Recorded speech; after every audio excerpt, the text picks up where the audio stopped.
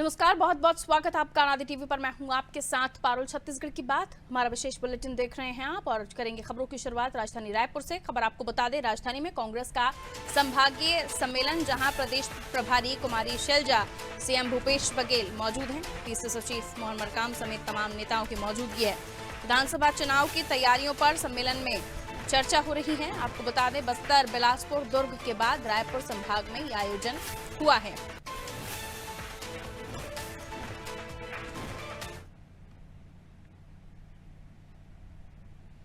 तो राजधानी में कांग्रेस का संभागीय सम्मेलन आयोजित किया गया है, जिसमें प्रदेश प्रभारी कुमारी शैलजा, सीएम भूपेश बघेल मौजूद हैं। पीसीसी सचिव मोहन मरकाम समेत तमाम नेताओं की मौजूदगी है और इसके साथ विधानसभा चुनाव की तैयारियों को लेकर सम्मेलन में चर्चा भी हो रही है। लविंदर हमारे साथ जुड़े हुए हैं, इस कार्यक्रम को लेकर हम उनसे और भी जानकारी ले लेंगे। लविंदर, संभागीय सम्मेलन है कांग्रेस का, जिसमें भूपेश बघेल साहब के साथ और तमाम लोग भी मौजूद हैं और इस कार्यक्रम में ये भी कहा जा रहा है कि विधानसभा चुनाव की तैयारियों को लेकर इसमें चर्चा की जा रही है। कौन कौन खास चेहरे इस सम्मेलन में देखे जा रहे हैं और क्या कुछ एजेंडा इसमें सेट किया जाएगा आगामी चुनाव को लेकर, क्योंकि अलग अलग रणनीतियों पर कांग्रेस काम कर रही है? देखिए पारुल, आपको बताना चाहेंगे जो तमाम दिग्गज नेता हैं वो इंडोर स्टेडियम में पहुंचे। आज रायपुर संभाग में सम्मेलन किया जा रहा है। इससे पहले बस्तर संभाग, बिलासपुर संभाग, दुर्ग संभाग और अब आज रायपुर संभाग की बारी है, जिसके बाद अब लास्ट में सरगुजा संभाग जो बचेगा उसमें सम्मेलन किया जाएगा। इसमें प्रभारी कुमारी शैलजा, मुख्यमंत्री भूपेश बघेल, चंदन यादव और जितने भी तमाम जो नेता हैं, विधायक हैं, वो इस मंच में मौजूद है। आप तस्वीरों में देख सकते हैं कि जितने भी जो दिग्गज है वो आज इस सम्मेलन में मौजूद है। क्योंकि रायपुर संभाग की बात करें तो ये संभाग में एक क्षेत्र को छोड़कर सभी संभाग इस बार कांग्रेस के पाले में है। और जो आने वाले चुनाव में, क्योंकि साल के अंत में जो चुनाव होने हैं उसको लेकर तैयारी में जुटी है पूरा कांग्रेस। लगातार इसको लेकर मंथन किया जा रहा है और जो नारा दिया गया है इस बार 75 पार, उसको लेकर इस पर चर्चा की जा रही है। आने वाले समय में जो चुनाव होगा उस पर किस तरह से जो लगातार जो नारा दिया जा रहा है लोगों के द्वारा कि अब की बार 75 पार, उसको कैसे पूर्ण करना है, इसको लेकर बैठक किए जा रही है। जो सरकार की योजनाएं हैं, जितने भी योजनाओं का जो लाभ मिला है लोगों तक, जन जन तक जो सरकारी योजनाएं हैं उस तक पहुंचाना है, उसके बारे में जो चर्चा करना है। और उसमें जितने भी जो कार्यकर्ता है उनको इस कार्यकर्ता में समझाया जाएगा कि किस तरह जो आयोजन किया जाएगा, लोगों तक सरकार की योजना किस तरह से पहुंचानी है, उसको लेकर जो चर्चा है इसमें की जाएगी। और मोदी सरकार के जो 9 साल है, जो वादा खिलाफी जो उन्होंने की है, जो लगातार महंगाई है, जितने भी योजनाएं हैं जो लोगों को नहीं मिल पा रहा है, तो ऐसी तमाम योजना, इसको लेकर इस जो संभागीय जो चर्चा है उसमें बात की जाएगी। तो ऐसी जो तमाम योजना है उसको लेकर आज ये संभागीय सम्मेलन रायपुर में किया जा रहा है। अब इसके बाद जो आखिरी संभाग बचता है वो है सरगुजा संभाग। इसके बाद जो सरगुजा संभाग में ये आयोजन किया जाएगा। मुख्यमंत्री खुद इस सभी आयोजन में मौजूद हैं, जो आने वाले चुनाव में खुद मॉनिटरिंग कर रहे हैं, कार्यकर्ताओं से चर्चा कर रहे हैं कि आने वाले चुनाव में किस तरह से काम करना है, किस तरह से योजनाओं का लाभ लोगों को बताना है।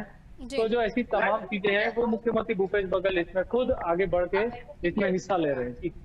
बिल्कुल, खासतौर पर जब सरकार है और सरकार जब काम कर रही है तो उन योजनाओं का लाभ किस तरह से जनता को मिल रहा है, कई और लोग जिन्हें ये भी पता चल सके कि हितग्राहियों को किस तरह का लाभ मिल रहा है, ताकि जनता के बीच जो सरकार की छवि है उसके बारे में ये भी पता चल सके कि जो योजनाएं संचालित हो रही हैं उसका फायदा जनता के लिए किस तरह से हो रहा है। इसलिए उन योजनाओं को भी खास तौर पर बनाया गया है और यही एक स्ट्रैटेजी होती है किसी भी राजनीतिक दल की कि चुनावी समय में जनता के बीच जाकर अपने कामों के लिए वोट मांगे। और इसीलिए हमें लगता है कि ये चर्चा भी हो रही होगी, जहां कार्यकर्ताओं को मंत्र दिया जा रहा होगा कि कैसे उन्हें सरकार के कामों के बारे में जानकारी देनी चाहिए। इस कार्यक्रम में वो कौन से खास चेहरे थे जो आपको लगता है कि होने चाहिए थे लेकिन दिखाई नहीं दिए? क्योंकि हम अगर छत्तीसगढ़ की बात करें तो भले ही अंदर खाने सब कुछ ठीक बताया जा रहा हो, लेकिन शुरुआती दौर से ही 2.5 साल के फॉर्मूले को लेकर और तमाम ऐसी बातें जिसको लेकर चर्चा होती रही है, तो आपको ऐसा कौन सा वो चेहरा लगा जो मिसिंग था? हाँ जी, देखिए रायपुर संभाग की बात करें तो रायपुर संभाग के सभी जो नेता हैं वो मौजूद हैं। बस एक रविंद्र चौबे इसमें नहीं पहुंच पाए क्योंकि उनका स्वास्थ्य ठीक नहीं है। वो संभागीय प्रभारी हैं यहाँ के, लेकिन उनका स्वास्थ्य नहीं ठीक है, वो लगातार किसी भी कार्यक्रम में मौजूद नहीं हो पा रहे हैं।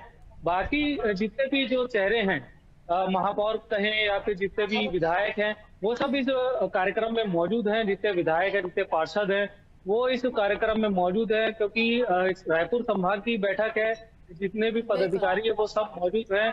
ऐसा फिलहाल कोई देखा नहीं जा रहा जो इस बैठक में मौजूद ना हो। रायपुर संभाग की बात करें तो जितने भी नेता हैं, प्रभारी हैं, सब मौजूद हैं। बस केवल रविंद्र चौबे को छोड़कर सभी लोग मौजूद हैं, क्योंकि उनका स्वास्थ्य ठीक नहीं है। और जो अंदरूनी कला की बात करें, वो फिलहाल ऐसा इस संभाग में ऐसा कुछ दिखाई नहीं दे रहा है, क्योंकि संभाग की बात करें तो सरगुजा संभाग में जो बैठे हैं, अभी अगला जो सरगुजा संभाग है उसमें टी.एस. सिंहदेव मेन चेहरा है। वो उस संभाग में पहुंचते हैं कि नहीं, वो देखने वाली बात होगी। बिल्कुल। बाकी हमने जितने भी संभाग में देखा है, बिलासपुर संभाग हो, बक्सर संभाग हो, दुर्ग संभाग हो, जितने भी नेता हैं सब उस संभाग के जो प्रभारी है बिल्कुल। वो और इन उस संभाग में संभागों में जो पहुंचे। सम्मेलन लगातार हो रहे हैं उनमें कुमारी शैलजा की मौजूदगी जो सम्मेलन में हमें दिखाई दी, जाहिर है उनके पहुंचने से कार्यकर्ताओं में जोश दिखाई देगा और चुनावी समय में कार्यकर्ताओं को बूस्ट देना बहुत जरूरी होता है। तो क्या वो जोश, वो हाई राइज इनका जो काम करने का तरीका है, वो उसमें आपको कुछ चेंजेस दिखाई दिए, कुछ अलग परिवर्तन देखा आपने? निश्चित तौर पे प्रभारी का पहुंचना किसी भी सम्मेलन में या किसी भी कार्यक्रम में, वो उसका अलग ही प्रभाव पड़ता है। क्योंकि हमने लगातार देखा कि बिलासपुर संभाग हो या दुर्ग संभाग हो या बक्सर संभाग हो, कुमारी शैलजा सभी संभागों के बैठकों में मौजूद थी। उनके पहुंचने से जितने भी कार्यकर्ता थे उनको जोश मिलता है। लगातार जितने भी प्रभारी हैं वो सब उस में मौजूद हैं, और लगातार जो ऐसे कार्यक्रम होते हैं इसमें कार्यकर्ता को काफी उत्साह मिलता है। तो इसी को लेकर आज जो रायपुर संभाग की बैठक है उसमें भी कुमारी शैलजा मौजूद है, और इस जो संभाग में जो बैठक में जो कार्यकर्ता है उनको काफी उत्साह मिलता है, क्योंकि उनकी प्रभारी भी मौजूद है। हमने लगातार देखा कि जो भाजपा में जो प्रभारी हैं वो अपना अलग अलग घूम रहे हैं, और उनके साथ कोई नेता और कोई मंत्री नहीं घूम रहे हैं, जिसको लेकर भाजपा भी लगातार सवाल उठा रही है। तो कहीं ना कहीं इसको लेकर जो बैठक है इसमें सभी एकजुट नजर आ रहे हैं, और आने वाले चुनाव में शायद एकजुटता मिलकर लड़ाई लड़ेंगे। जी बिल्कुल। तो ये जोश कहां तक काम आएगा और इसके नतीजे क्या होंगे, ये तो आने वाले समय के साथ पता चलेंगे। लेकिन जैसे कि कांग्रेस की तैयारियों में काफी दम दिखाई दे रहा है, अलग अलग संभागों में वो जा रहे हैं और लोगों का जुड़ना भी उनके साथ हो रहा है, कार्यकर्ता पहुंच भी रहे हैं, उतना ही जोश उन कार्यकर्ताओं में भी दिखाई दे रहा है। जाहिर है जब सरकार होती है तो सरकार के साथ उन कार्यकर्ताओं का अलग ही जुनून होता है, लेकिन पार्टी जब विपक्ष में होती है तो फिर वो विपक्षी पार्टियों को अपने लोगों को इकट्ठा करने में थोड़ा समय लग जाता है। बहरहाल बहुत शुक्रिया लविंदर जानकारी देने के लिए। सूरजपुर के गोविंदपुर में केंद्रीय राज्य मंत्री फग्गन सिंह कुलस्ते ने बीजेपी सरकार के 9 साल पूरे होने पर जनसभा को संबोधित किया। वहीं कांग्रेस नेता सतीश पटेल समेत 80 लोगों को बीजेपी की सदस्यता दिलाई। उन्होंने आदिवासी पुरखौती सम्मेलन यात्रा को हरी झंडी दिखाकर रवाना किया।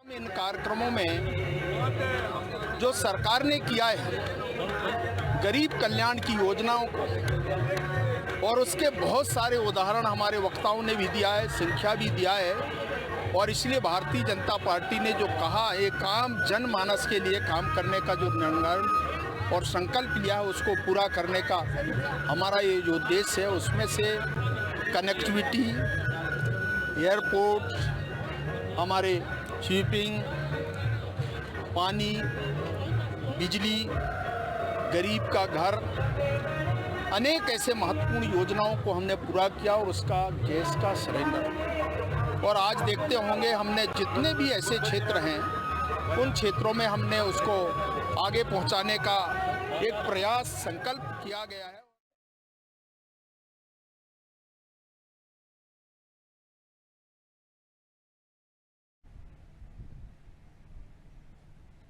केंद्रीय इस्पात एवं ग्रामीण विकास राज्य मंत्री फग्गन सिंह कुलस्ते एक दिवसीय सरगुजा संभाग के दौरे पर हैं, जहां केंद्र सरकार के 9 साल को लेकर उन्होंने मीडिया से चर्चा की। केंद्रीय मंत्री 11 विधानसभा क्षेत्रों में आदिवासी पुरखौती सम्मान यात्रा को हरी झंडी दिखाएंगे। साथ ही पद्मश्री पुरस्कार से सम्मानित महिला राजमोहिनी देवी के उपदेशों का बखान करेंगे। बता दें, राजमोहिनी देवी ने सरगुजा संभाग में अपनी एक अलग पहचान बनाई थी। छुआछूत जैसी कुरीतियों से लेकर शराबबंदी को खत्म करने में इनका अहम योगदान रहा है। केंद्रीय मंत्री ने कहा, छत्तीसगढ़ में आगामी विधानसभा चुनाव में पूर्ण बहुमत के साथ जीत की गारंटी है।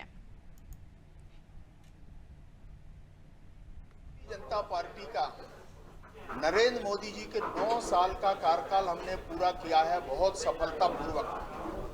और इसलिए आज ये सहयोग आप लोगों से बातचीत करने का अवसर मिला है, और जिसमें इन 9 वर्षों के अंदर जो सरगुजा के अंदर हुए हैं, सरगुजा लोकसभा के अंदर, उसमें उड़ान योजना के तहत जो एयरपोर्ट बन रहा, थोड़ा अभी उसका काम रह गया है, परंतु 90 करोड़ रुपए की लागत से इस एयरपोर्ट का निर्माण, अंबिकापुर से कटघोरा, अंबिकापुर से पत्थलगांव, अंबिकापुर से रामानुजगंज, ये जो सड़क है, इन सड़कों के निर्माण के लिए 2000 करोड़ रुपए का प्रावधान किया गया है।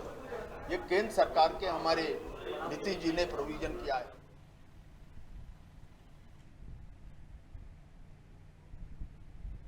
इधर चिरमिरी में भारतीय जनता युवा मोर्चा ने सीजीपीएससी भर्ती परीक्षा को लेकर प्रेस कॉन्फ्रेंस की। छत्तीसगढ़ में सीजीपीएससी 2021 के अंतिम परिणाम की टॉप सूची में प्रदेश के प्रमुख अधिकारी और जनप्रतिनिधि के बच्चों के नामों को लेकर बीजेपी भ्रष्टाचार के आरोप लगा रही है। मोर्चा के जिला प्रभारी अनमोल झा ने कहा कि कुछ स्तर पर पदस्थ अधिकारी 3 साल से ज्यादा समय से एक ही स्थान पर नहीं रह सकते, लेकिन यहाँ अधिकारियों को 3 साल से भी ज्यादा का समय हो चुका है। उन्हें तत्काल निलंबित कर जारी परिणाम की फिर से जांच कराई जाए। ऐसा नहीं किया जाता है तो भाजपा और युवा मोर्चा विरोध प्रदर्शन करेंगे। छत्तीसगढ़ के युवाओं के साथ इतना बड़ा धोखा और इतना बड़ा भ्रष्टाचार छत्तीसगढ़ की सरकार ने किया है। पीएससी के भर्ती को लेकर 2021 की जब इस लिस्ट निकली है पीएससी विद्यार्थियों की, उसमें छत्तीसगढ़ सरकार के चुनिंदे कुछ नुमाइंदे जो हैं, उनके करीबी नेताओं के, अधिकारियों के बच्चे टॉप 20 में उनका नाम आना एक संदेश पत्र बहुत संदिग्ध माना जा रहा है। इसी उपलक्ष्य में भारतीय जनता युवा मोर्चा छत्तीसगढ़ के हजारों लाखों युवाओं के साथ खड़ी है, और जो छत्तीसगढ़ के बच्चे रात दिन एक करके पीएससी की तैयारी करते हैं और ये भविष्य के सपने सजोते हैं कि आने वाले समय में हम भी पीएससी करके आईएएस कलेक्टर बनेंगे, उनके पूरे भविष्यों के साथ छत्तीसगढ़ की कांग्रेस सरकार ने छलावा किया है। उसी को लेकर 19 तारीख को हम लोग छत्तीसगढ़ मुख्यमंत्री के घर का घेराव करने वाले हैं, और हम ये मांग करने वाले हैं कि आप पीएससी के चेयरमैन को तत्काल बर्खास्त करिए, और 2021 के जो आपने परीक्षा के बाद आपने जो रिजल्ट जारी किया है उस रिजल्ट को निरस्त करिए। निरस्त करने के बाद पुनः उन विद्यार्थियों का परीक्षा लीजिए, ताकि उनका भविष्य उज्जवल हो सके और छत्तीसगढ़ का भविष्य गढ़ा जा सके।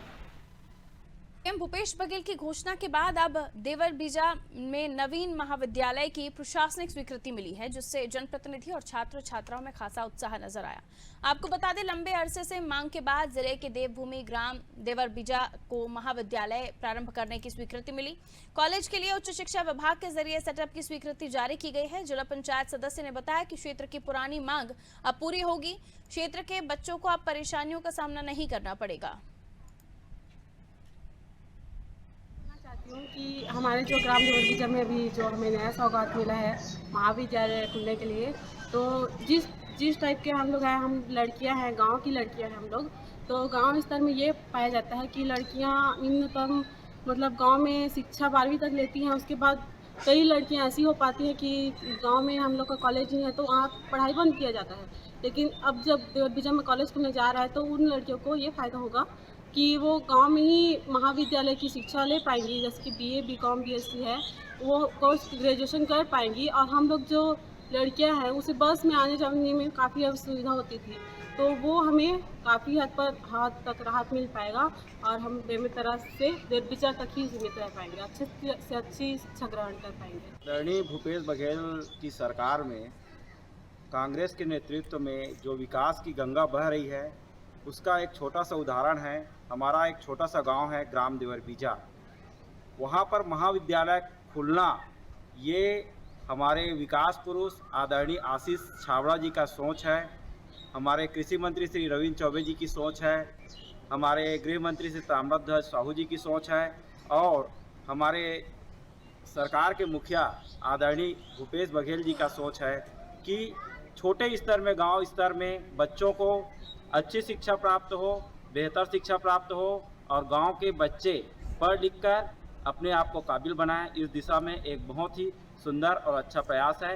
हम सब पूरे क्षेत्रवासी इसका स्वागत करते हैं। देवरबीजा को महाविद्यालय का जो सौगात मिला है, उसके लिए मेरा केवल यही कहना है कि कांग्रेस सरकार की जो सोच, विशेष रूप से सरकार के मुखिया श्री भूपेश बघेल जी एवं उनके पूरे मंत्रिमंडल की जो सोच है, शिक्षा का समान अवसर, जो शिक्षा शहर में नगर में मिलती थी वो शिक्षा ग्रामीण स्तर तक पहुंचाई जा रही है। इसी के तहत सबको शिक्षा मिले, ग्रामीण स्तर में भी महाविद्यालय की सौगात हमारे क्षेत्रीय विधायक के पुरजोर मांग एवं स्थानीय जो जनप्रतिनिधि हैं वो विशेष रूप से कई सालों से लगातार मांग कर रहे थे।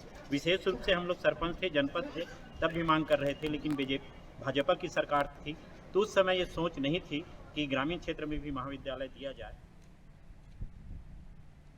बीजापुर में गौवंश तस्कर के हौसले बुलंद होते नजर आ रहे हैं। भोपालपट्टनम के तिमेर जांच नाका पर जांच टीम ने गौवंश से लदे ट्रक को पकड़ा। पकड़े गए ट्रक में 60 गौवंश अमानवीय तरीके से लदे थे, जिसमें 3 गायों की मौत हो गई है।